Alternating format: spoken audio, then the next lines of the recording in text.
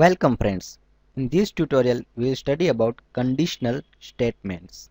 There are three conditional statements: if else, switch case and ternary. We will study about first if else and if else ladder. If is used to compare two values of the variable. We can see in our program we have compared x is greater than y.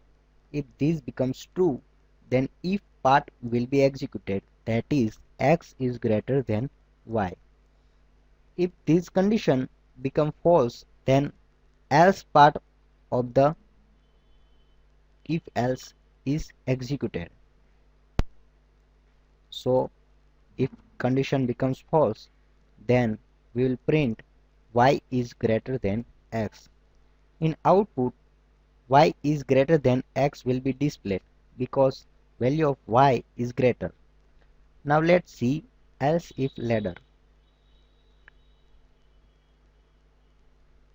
Now we want to compare three variables and want to find biggest value among the three variables. Double AND, it is a logical operator. When both conditions become true, then and then it will executed true part. If else if condition becomes true, then else if part of the block will be executed.